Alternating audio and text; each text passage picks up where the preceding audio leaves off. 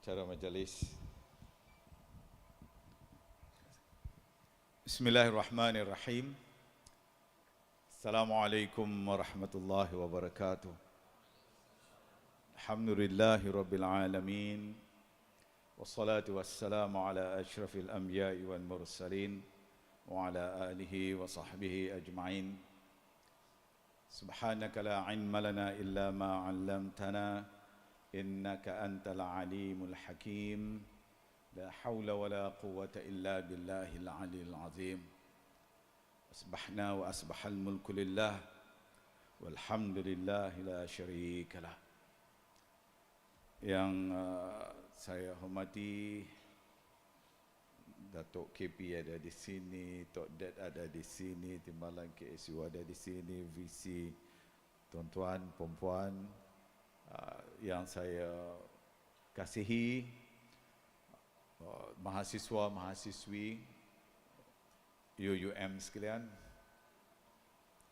Alhamdulillah, pagi ini saya dapat sama-sama dengan mahasiswi-mahasiswi kita, mahasiswa-mahasiswi, bukan hanya mahasiswi, sama-sama dalam sahur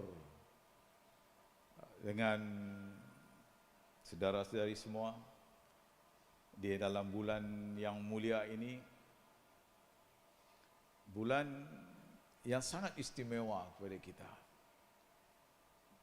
Dan inilah bulan yang menguji tahap keimanan kita untuk menentukan tahap ketakwaan kita kepada Allah Subhanahu wa taala. Seperti mana yang seringkali kita baca ayat ini bagi memperingatkan kita akan peri pentingnya puasa ini, kerana daripada puasa inilah yang akan menjadikan kita sebagai insan yang bertakwa kepada Allah Subhanahu wa taala. Ya ayyuhalladzina amanu kutiba alaikumus shiyam kama kutiba alal ladzina min qablikum la'allakum tattaqun. Mahasiswa-mahasiswi UUM dah hafal ayat ini, dan saya fikir kita tahu bahawa ayat ini menceritakan bagaimana Allah mewajibkan kepada kita untuk berpuasa sebagaimana yang dilaksanakan juga oleh orang yang terlebih dahulu daripada kita. Tapi yang menariknya ialah ayat itu di akhir itu la'allakum tattaqun, iaitu Allah nak melihat sejauh mana ketakwaan kita kepada Allah Subhanahu wa taala. Tentunya dalam bulan Ramadan ini yang seringkali kita dengar juga kalau ustaz-ustaz kita menceritakan kepada kita, inilah tempatnya, the school, the right school for us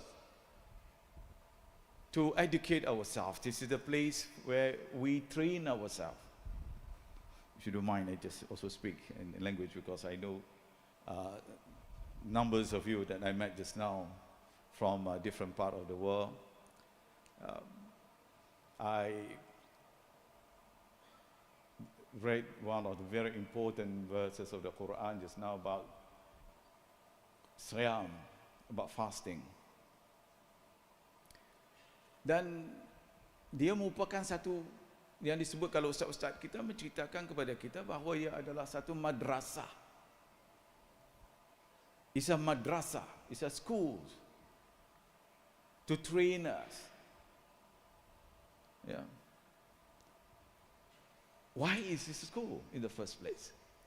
Kalau kita tengok di kalangan, kenapa dia merupakan sebuah sekolah atau madrasah dalam bahasa Arabnya? That's why if you go into the studying the wisdom behind it, you'll find one of the very important elements of fasting is to really to test your perseverance being the university students, of course, you have to undergo the process of testing, challenging your level of sabr, right? And for those who really work to acquire something, seperti yang saudara-saudari semua hadapi, as a student, as a seekers of knowledge, what is the purpose and the objective being a student? Of course, you have set your intention, your objective is to come back with a scroll in your hand. But it is not enough. As a Muslim, this is not enough for us just to come back. Later on, you go back to your respective countries with, a scrolls in your hand. But the most important thing, what you bring along with you, is here, inside here, and also in your mind. Ya. Itulah apa yang kita bawa pulang nanti kepada diri kita, ialah apa yang kita bawa di dalam ini dan juga di dalam minda kita. Dan in order to do that, you need to instill the quality or certain trait in yourself. Among others is the level of passion, the level of sabar, resilience, as a seekers of knowledge. Maknanya yang saya nak sebutkan di sini, salah satu daripada rahsia di dalam puasa itu ialah membina ketahanan jiwa kita, kesabaran kita dalam menempuh segala dugaan. Ya. Sebab itu yang ayat yang Allah tekankan, kita minta kepada supaya kita sentiasa sabar menghadapi segala ujian kita. Dan salah satu daripada cara itu ni, bagaimana puasa ini. Kalau kita tak mampu untuk menjalani ini, itu akan merupakan salah satu daripada ciri-ciri mana-mana ketahanan, melainkan mereka yang memang tak boleh puasa, ya. Tetapi mereka yang biasa-biasa je, dia fikir puasa ni mungkin tak ada apa. Sebab apa? Kalau kita lihat dalam ayat itu diterangkan kepada kita tentang bagaimana peri pentingnya puasa ini akan mengubah cara kehidupan manusia dan cara pemikirannya, ketahanan dalam jiwanya. Salah satu daripada masalah yang sedang kita hadapi pada hari ini, anak-anak sekalian, ialah masalah the mental health. Masalah sekarang ni di kalangan pelajar-pelajar, di kalangan di mana pun, bukan hanya pelajar-pelajar, di luar daripada lingkungan dunia universiti dan sekolah pun, manusia sedang menghadapi dari segi krisis spiritual yang dahsyat. Yang ayat yang berkataan mental health yang mungkin sebelum itu ada, tetapi sekarang ini menjadi subjek yang sangat-sangat besar. I'm talking about the mental health that besetting our society today. Do you know what's happening around us? Why? Inilah salah satu daripada rahsia di bulan Ramadan itu, mengajar kita untuk mengubah. Ya. Sebab itu di sini dalam madrasah Ramadan ini juga mengajar untuk menyucikan diri kita.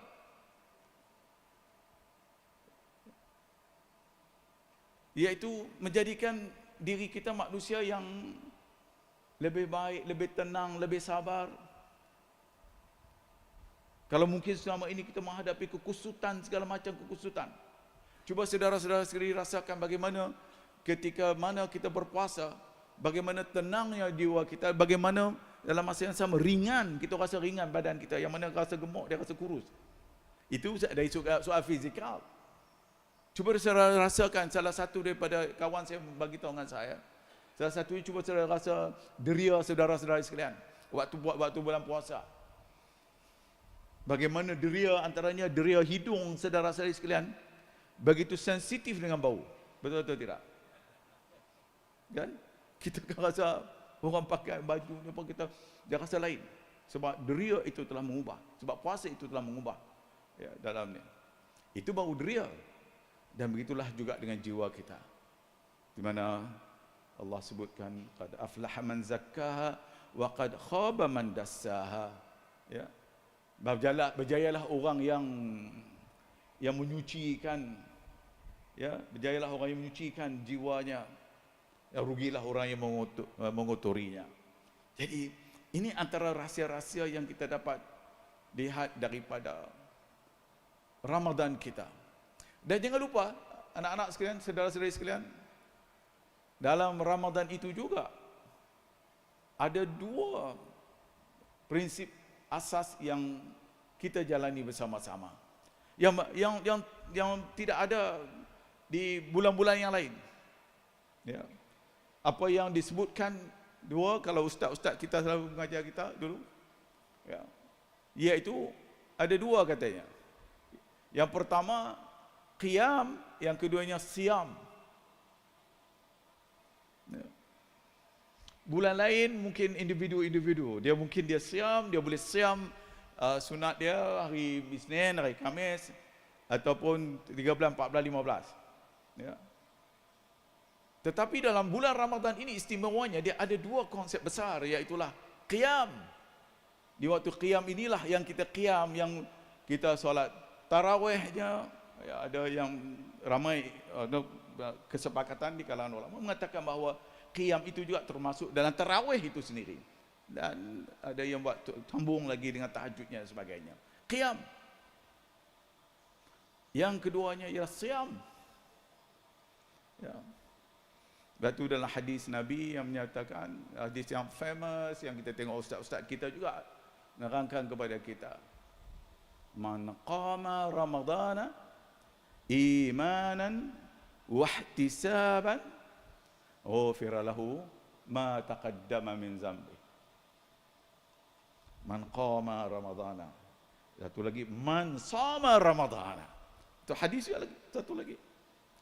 Lagi satu, ya. Man qama lailatul qadr.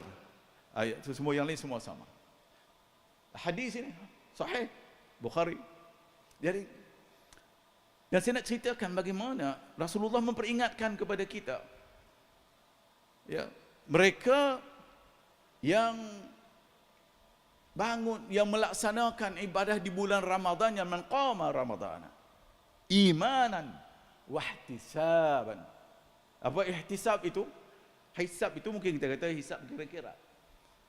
Tetapi juga dalam masa yang hisab itu ialah mengharapkan daripada Allah keampunan Allah, ya, pertolongan Allah. Konsep ihtisab itu adalah sangat-sangat besar dalam hidup kita.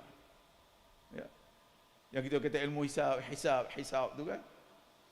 Tapi konsep ihtisab itu adalah sangat-sangat besar. Dan Allah kata apa dalam hadis itu ialah mereka yang melaksanakan ibadah puasa, mereka yang bangun melaksanakan ibadah mereka di bulan Ramadan, ya, mereka itu Allah ampuni mereka. Ghufira lahu ma taqaddama min zambi, iaitu Allah mengampunkan segala dosa-dosa kita, dosa mereka, ya, yang sebelum itu. Yang kan ini antara rahsia-rahsia. Kita tak tahu hidup kita, adik-adik sekalian, saudara-saudara sekalian, ya, manusia sentiasa berada dalam keadaan yang tidak sempurna, sentiasa melakukan perkara-perkara sama ada sedar ataupun dia tidak sedar, kesilapan-kesilapannya. Karena sifat-sifat manusia itu yang sentiasa nisyan, maksudnya. Nisyan itu apa? Maksudnya manusia yang sentiasa lupa. Kadang-kadang dia off tangent, orang putih kata. Ya. Sometimes you think that you are always right, you are on the right path, but you are not actually. Sometimes you don't realize That something coming out from your mouth, hurting someone else, hurting others. But this is a time for you, to seek Allah forgiveness. And also Allah, inshallah, as the Prophet says, as I read the hadith just now, that inshallah, Allah will forgive all our mistakes in the past. So I just want to share a little bit of my little knowledge here with you. But the most important thing, being a students of this university of UUM, one of the wisdom of Ramadan, it will create your curiosity to seek knowledge, to learn more and more. Remember sekarang untuk pengetahuan adik-adik, anak-anak sekalian, dunia kita sudah berubah. Dunia universiti pun akan berubah. Cara kita mendapat ilmu pun sudah berubah.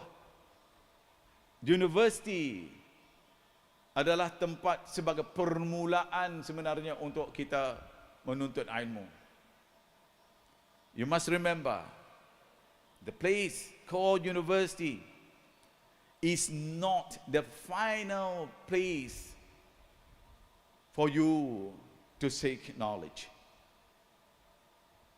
Sebab tu dalam konteks Islam, kita selalu menyebutkan kepada kita bagaimana kita disuruh untuk menuntut ilmu daripada minal mahdi ila lahdi. Iaitu minal lahdi itu apa? Daripada buayan sampailah ke liang lahat.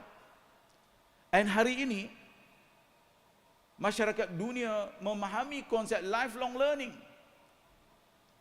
Dan Islam telah pun menyebut, Rasulullah telah pun mengajar kita bagaimana pentingnya lifelong learning ini. Maknanya tidak ada penghujung bagi setiap manusia yang ingin membangunkan diri dia. Dan termasuk saya sebagai menteri, saya tidak boleh hanya berakhir selepas saya mendapat PhD saya. Saya rasa itulah yang peringkat tertinggi dari segi knowledge saya. No. Sekarang bayangkan baik hari ini, saudara-saudari sekalian, perubahan yang ada di hadapan kita sebagai contoh, how do you handle your AI's world, the artificial intelligence world, your means of acquiring knowledge, cara untuk mendapatkan ilmu itu bukan hanya semata-mata bergantung kepada Profesor Fuad sebagai contoh, dia profesornya.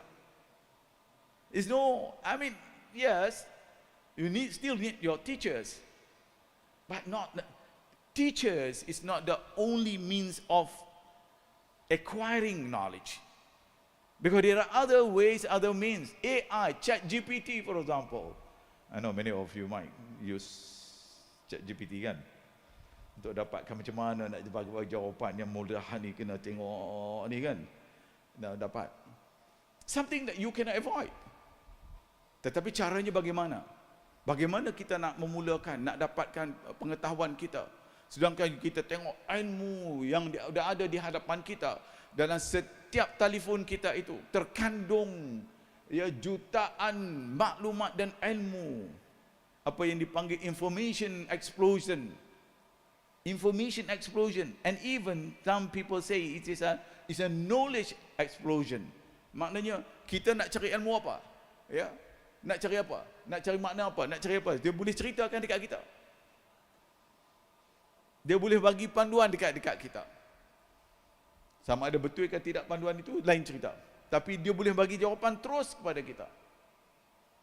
Ini perubahan baru yang ada di hadapan kita, dan inilah kita perlukan generasi baru untuk Malaysia, untuk negara kita dan untuk dunia. Bagaimana kita nak membangunkan mereka yang benar-benar berilmu, yang dapat berhadapan dengan dunia, dan saudara-saudari sekalian akan berada di luar sana. Dan di dalam konteks Kementerian Pendidikan, kita sedang merangka ini dengan sebaik-baiknya. For the sake of our friends from overseas, I was talking about the need for us to go for lifelong learning. And today they're not only calling lifelong learning, but they also call life-wide learning. Life-wide learning. What is life-wide learning? Because our society now, we have growing numbers of that they call in Japan they call the hair, the gray hair society, the gray hair, you know, the gray hair. And this is one of the issues they are facing today. That's why they need for even the veteran, the older generations needs to be educated, and they have to learn more, and then they can even contribute more after their retirement at the age of 60 or 65 in certain countries. Even some of them, even at the age of 70 or 80, they are still contributing because they have their own specialties in certain areas of studies. They want to contribute to their countries as well as to the society. This is what they call the life-wide learning and also a lifelong learning. We have to continue. Kita mesti teruskan untuk mengaji dalam bidang ini, apatah lagi dalam dunia AI yang sedang kita hadapi ini. Jadi di peringkat KPT kita akan teruskan agenda besar kita, agenda besar untuk membangunkan negara kita. Dan alhamdulillah Malaysia hari ini bukan hanya menjadi pusat tumpuan untuk kita, tetapi juga untuk dunia antarabangsa. Sebab semacam seperti mana yang saudara-saudara lihat sekarang, ini termasuk di UUM.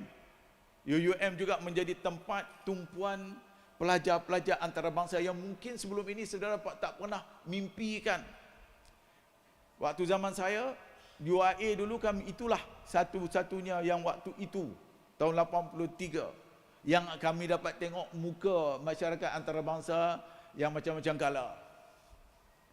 Ya, pertama kali semua kami waktu tu kami ingat lagi dalam bahasa orang utara kata semua pakai perak duk tengok. Tak pernah tengok. Waktu tu bukan kita tengok dalam TV pun tak ada macam TV macam malam. Baru kita nampak waktu tu. Tetapi sekarang ini berkat daripada kesungguhan kerajaan kita, ya, dan termasuk khususnya kerajaan yang ada ni pun, kita sama-sama kita bangunkan dengan sistem pendidikan yang berkualiti yang menyebabkan orang mai mengaji di dalam negara kita. Dan saya sendiri dijemput ke banyak negara dunia, termasuk waktu saya jadi menteri luar dulu.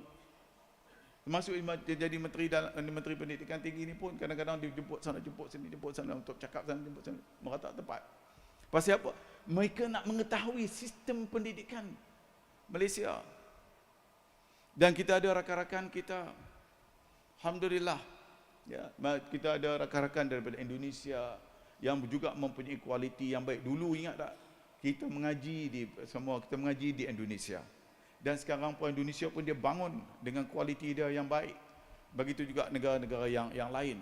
Dan mereka datang bersama-sama untuk belajar pula di Malaysia, dan mereka akan pulang ke negara-negara mereka dengan membawa ilmu yang ada itu untuk membangunkan, ya, disiplin-disiplin ilmu di negara-negara mereka. Ini merupakan satu kebanggaan kita. Sehingga ini kita dah ada 126,000 ya pelajar-pelajar luar negara yang mengaji daripada, tak silap saya, 104 atau 100 buah negara, lebih daripada 100 buah negara, ya, untuk pengetahuan semua. To be exact, how 122 Datuk Timbalan KSU kata daripada 120 buah negara, ya, yang pelajar-pelajarnya datang belajar dalam negara kita. Dan ini merupakan satu kebanggaan kita. Dan alhamdulillah, now pelajar-pelajar Malaysia kita, ya, kita punya pelajar-pelajar yang ada ini, actually, for your information, you have a new mind. Yeah. The way you look at the world is much wider than during our time, during Datuk Fuad time, to that time. Yeah, it's much different to that from USM. Fuad dulu ngaji kat mana? Ha? UKM. Ya. Dulu zaman kita nak tengok orang ni. Now, bayangkan saudara-saudari semua ada kawan-kawan. And you also have friends from different part of the world. You can share your ideas, the way you look at it, understanding others, understanding other cultures, other religions, and the way of life of other peoples. Jadi ini merupakan satu perubatan baru kepada kita semua. Dan this is what we want from you. Harapan kita kepada semua ni yang ada ni, inilah pemimpin-pemimpin masa depan kita. And I'm not saying that, I don't want to use the word, but the future leaders. You are now the leaders of the country. Yeah. We have changed that language. Last time, during our time, we used the word mahasiswa, mahasiswi. Your time will come. Right? We always say that. Your time will come. Wait for your time. No. I always say that. Tanyalah all my leaders, kawan ni abang-abang tua kita yang ada ni. We said no more waiting for your time to come. Your time is now. Your time is now to lead. Yeah. You are the new generation with full of potential to lead, not only to lead to lead Malaysia. Those who are coming from different part of the world, you are going to lead your own respective countries. I met many people around the world, for your information. Yeah, I have met many people around the world who studied in Malaysia before. They are now ministers, vice presidents, prime ministers of their countries. When I asked them, where are they from? Where they studied before? They said to me, IIUM. Okay, salah satunya UIA. Ada yang study di UUM, ada yang study di UPM, ada yang mengaji di UTM. Ya, merata tempat di universiti kita. Saya jumpa mereka. Dan ini adalah contoh-contoh yang terbaik. Jadi, sebelum saya mengakhiri ucapan saya ini, sekali lagi saya seru kepada adik-adik sekalian, saudara-saudara sekalian, teruskan ya pengajian pencarian ilmu kita. Bangun menjadi manusia yang berilmu, yang hebat.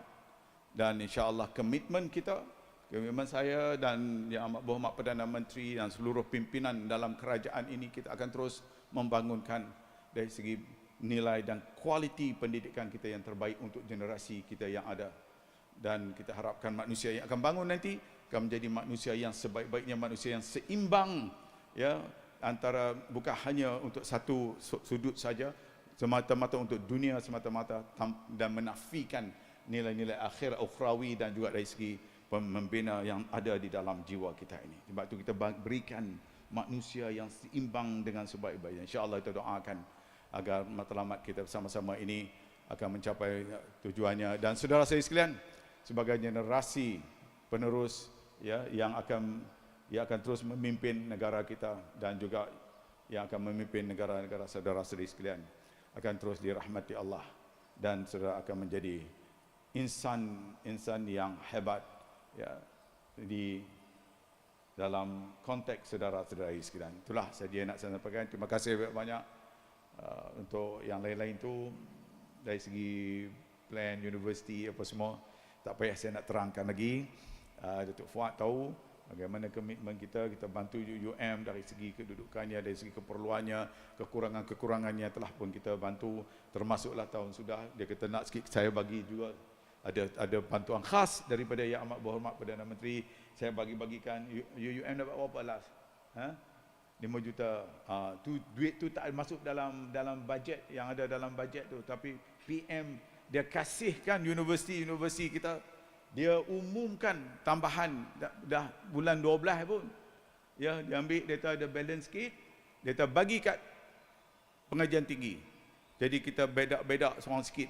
Alhamdulillah, UUM pun dapat sebahagian. Yang lain kita buat, yang mana yang perlu keperluan-keperluan itu saya dah minta supaya kita dapat penuhi segala keperluan itu. Terima kasih banyak atas kesempatan ini. Wabillahi taufiq wal hidayah. Assalamualaikum warahmatullahi wabarakatuh.